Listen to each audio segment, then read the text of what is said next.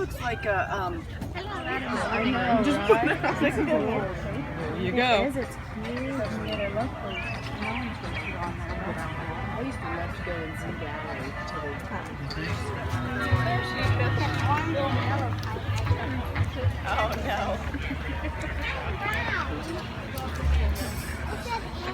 Thought I would see it again. I was sure it had come to me, but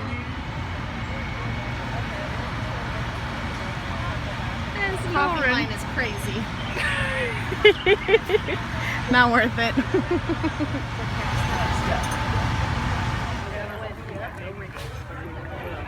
Cindy's been doing something because Cindy, she does.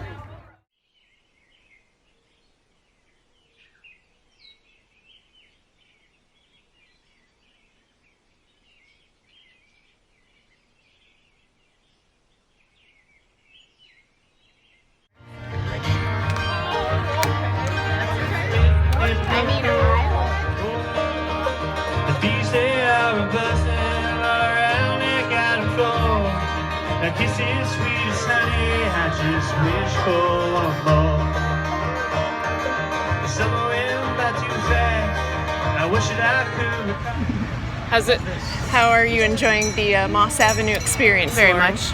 I'm buying things I don't need and wanting food already, so. Aren't we all? It's like 10 in the morning and we're smelling tamales and pork chops.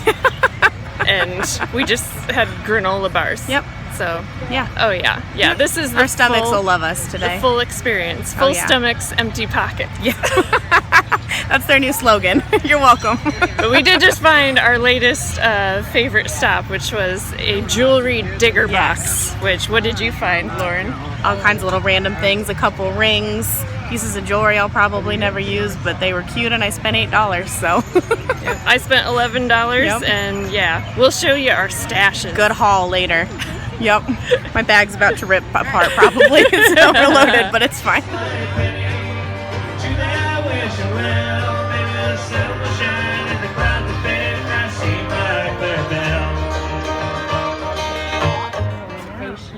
That's gorgeous. I never.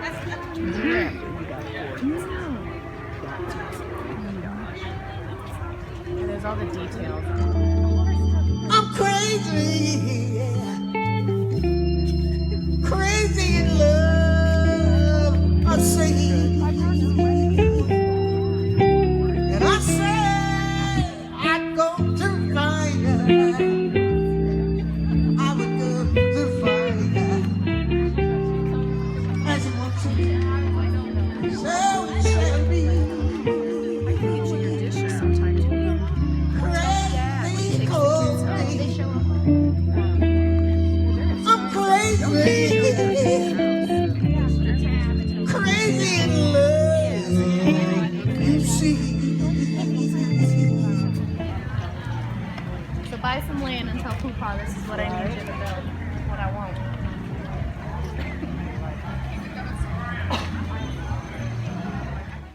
It was another banner year for the annual Moss Avenue garage sale in Peoria, Illinois, which happens usually around the second weekend in June. And I mean, you never know what star of stage and screen you're going to run into. It's Roger Rabbit!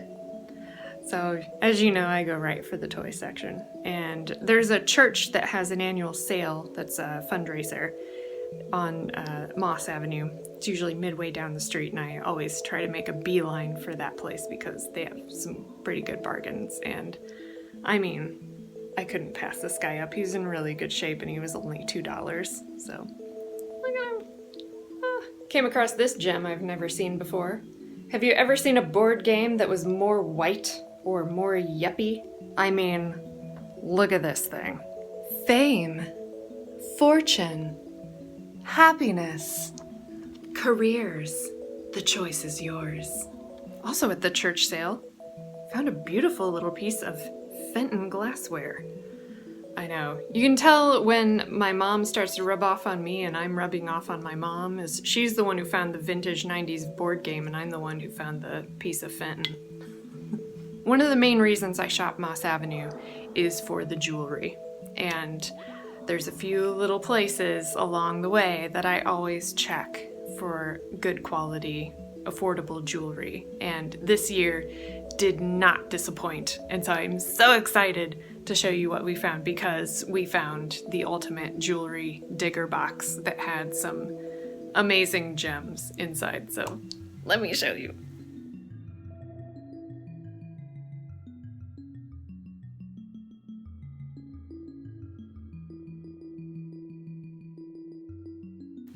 Before I got to the digger box, I went to the church sale and picked up these sweet little neon 80s, 90s bicycle pins. They're made in Taiwan, but oh, these would look so cute on a jean jacket. I had to get those. I also picked up these, as my friend Sarah calls them, cha-cha earrings. They are fabulously dangly. Look at that.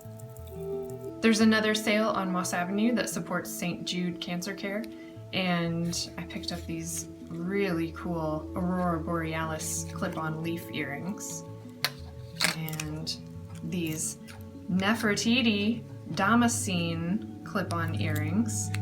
I haven't decided if I want to keep these. I might wear them a few times and then put them in my shop, which, you know, happens from time to time.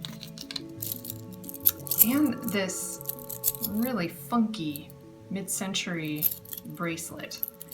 I'm not sure if these things are glass or a coated lucite, but it's a little textured link bracelet with some really cool sort of rainbow stones on them. Okay, so now for the jewelry digger box. And the lady who had this box, she is also a fellow Etsy seller, and told us that everything in the box was flawed in some way, was missing stones, broken, just had flaws. And so she just put it all in a box, and everything, you'd pick out what you wanted, build a pile, and she'd just give you a price for the whole pile, and everything was under $1 a piece. So this is one of the pieces I gravitate toward, the big and the weird, because maximalism is all the rage right now. But this, I think this was a former shoe clip or coat clip. It's just missing the clip. I could replace that, or I'm thinking of turning it into a barrette and using it myself. It's got some chipping to the iridescent finish on two of the baubles, but I had to have this. I think I'm keeping this. So it's just so fun and funky. This is a perfume locket. The locket's broke. It doesn't latch anymore, but I think it's still usable. It's still got some life left in it. Just a really neat pattern. I'm not sure who made it though. There's no marking. Typically, I've seen Avon made things similar to this, but when I open it, there's a mermaid inside.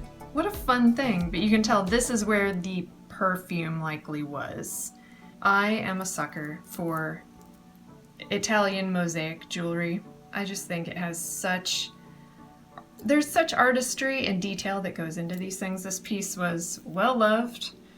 The chain has seen better days. Has a clasp that I've actually never seen before. This weird slide clasp that it's a little loose. You pull it out like that, and then the pieces fit together and slide back together, and it latches into the hole. I don't think this was, I don't know if this is a very widely used clasp or not, because I've not seen it. But yeah, this piece, it's missing one of the dangles. One of the other dangles is missing all of its mosaic, and this one is missing pieces. So I think I'm gonna replace the chain and replace the dangles with just some drop glass beads. But it was a little like Italian souvenir necklace, and just so sweet. This is a really nice Astra necklace. I did find it has one flaw. The necklace separates right here, but I can definitely use this on some pieces. None of the stones are missing except for one baguette on the clasp.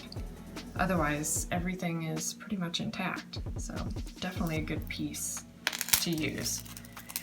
Now, yes, I sell jewelry, but I also like making things or repairing old jewelry. Because just because something is missing a stone doesn't mean it still doesn't have some life to it. I hate seeing good pieces of artistry go to waste. And you know, some people don't care if it's missing a stone or not. Like this. Oh, this is just a beautiful piece. It's huge. It's really big. Still has the pin on the back. It's not missing any of the pink stones. These I think were called like moon glass or moonbeam. It's like a iridescent pink, but then it's got clear glass on top in each cabochon. And so it kind of gives the illusion, you know, of almost like that thermoset plastic with the glass. It's missing a lot of little stones, but not all of them. And so I kind of want to use this on something. Not sure what, but just the color alone is beautiful, that kind of orchid pink. My family and I, we like doing jewelry collages. So the most popular ones you've probably seen are the Christmas trees. And so these would make great Christmas tree toppers. You know, they're not missing any of the major stones. This is missing 2, but this makes it the perfect like topper to a tree to have stuff lead off of it. It's missing the pin bar, so I can take a Dremel tool and take that off to make it flat on the back. I mean, you gotta have a star at the top of the Christmas tree, right? So anytime I find stars, you know, I can save those. Missing the pin bar, I can cut these off the back as well. I also kind of want to make like a night sky scene maybe and make this a shooting star or something. I don't know. The possibilities are endless. I gravitated toward the big pieces. So this is a sizable piece. It is not missing any of its stones. They're kind of this, you know, red and ruby magenta color. Just a nice bouquet of flowers. It's missing the pin bar. Again, I may cut this off, glue it to something, make it into an ornament or a collage. It's still got some life left in it. Look at this fish! I mean, how cute is this? I think his cabochon is glass. I think this feels like molded glass or lucite. I think it might be glass. And he's not missing any of the AB stones on his fins. AB is short for Aurora Borealis, which is a type of like fire polishing that's applied to glass stones. But I can find a replacement stone for his eye. He still has his pin back. It's bent a little, so I will get that back into shape and he will be wearable again. He's just so happy. Found this funky little sword pin.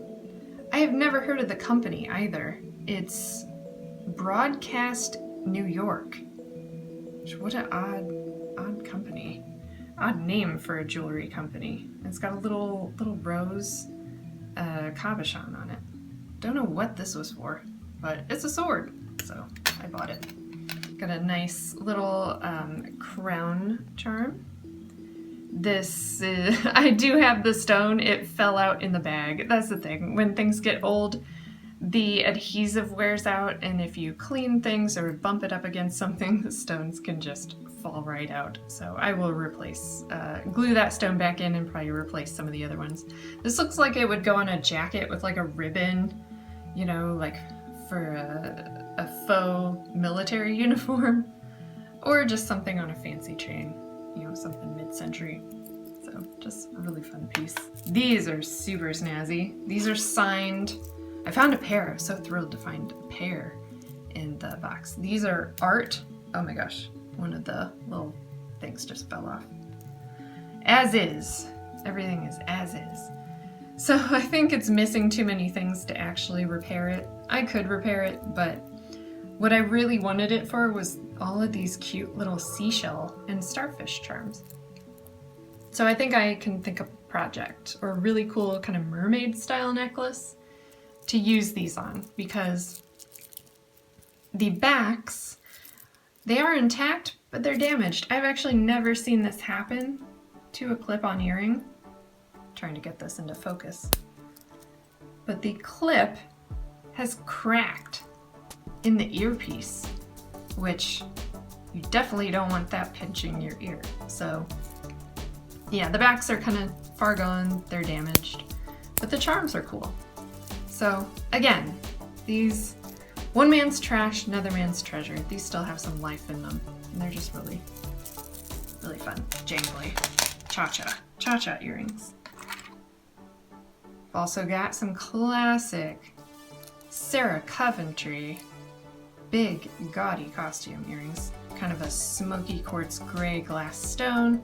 They are missing some of the side rhinestones, but that doesn't bother me. I will use them for something. They are signed Sarah Cove. And yeah, Sarah Cove has some really cool stuff. Again, thrilled to find a pair. And I am always thrilled to find big stones. I like big glass stones, even if I don't know what I'm gonna use them for. Like this was just lying in the bottom of the box. I'm like, I don't know what this fell out of, but I want that. I want that. So, got that. I wanted this too. It's just one side of a belt. So it probably had a matching one, something that was similar in shape or an accompanying shape that clicked together. It's missing a bunch of stones here. I mainly bought it because I just wanted this cool molded glass stone in an unusual hexagon shape. So nabbed that in my junk pile. Got a ring, and it's sterling. It's such a sweet little onyx ring. And I think it's kind of a chrome-coated sterling, but it fit me, and it just needs a center stone. So debating whether I want to keep this for my personal collection or not. Sometimes I'll keep things for a while and then get rid of them. But I gotta find just the right stone to fit in this little flower in the center. Usually they were clear, so I might have a CZ lying around that I could pop in there, or I could put any other color stone I wanted. I have seen really cool necklaces where people cluster a bunch of different charms together, and I really just gravitated toward this intaglio charm of this like knight, this guy. It's missing a bunch of the pearls that went around it, but still just a cool piece. I like things with cool molded, glass in them. Got this because I'll probably put it in the shop. It's just a blank Kelly Waters, I think Pewter charm. So it was meant to be monogrammed. All it needs is just a loop, and probably put it on a chain, and someone can get it and monogram it at a jeweler's. It's got just this nice mid-century kind of scalloped design around the edges. Then at another jewelry stop, I picked up some vintage watches. I sell a lot of these in my shop. People really like doing projects with them. These are actually in good shape. Some only need a battery. Some, once they've been wound, they do still tick. There's, Bulova, Caravelle, Timex, and Elgin. I think the Elgin one is broke. I don't think it winds anymore, because when the thing's pushed down and I turn it and it just spins. But yeah, a lot of people will pop out the innards and put little pictures in them, or they will just take each, they will unhook these from the band, link them all together, and make bracelets. Remember, when people didn't have phones, this is how they told time. I was thrilled with all of this and what I found, but the pièce de résistance that came out of the digger box was the most unexpected buy of the day, and it was this brooch. This thing is monstrously large. It's huge. And it was in the digger box because it's missing 3 stones. And some have started to yellow and gray. The top ones still look great. Some of the pearls have a little bit of, a scuff here or there, but overall, not too bad. And I think when my aunt saw this, she was like, oh gosh, that is something. And I'm like, I want that. I want that. It's huge. It's so big, it has 2 pins to keep it in place. It has a massive bar pin and this like lapel pin. So I think what this was intended for was the breast pocket of a blazer. That'd be my guess. But it's heavy, it's gaudy, and I'm like, hey, maximalism is really in right now. So of course I nabbed this piece, not knowing anything about it. And then I got it home and I looked it up. Now, I remembered seeing this, that it said made in Italy on the tag on the back. So I was like, oh, okay, well, this was a nicely made piece. And then I looked at the other marking that was on this. I'm not very well versed in couture jewelry, but for those of you who are, you're gonna know this marking as soon as you see it. You see this right here? That V? That stands for Valentino. Valentino, as in red carpet. Valentino. Yeah, that one. Yeah. I have never come across a piece of Valentino jewelry. I likely never will again. But it was completely unexpected. And so yeah, I might hang on to this for a little while. Just enjoy it. See if I can find an outfit to wear it with. Because I don't really care if it's missing a couple stones. It's a cool piece of fashion history.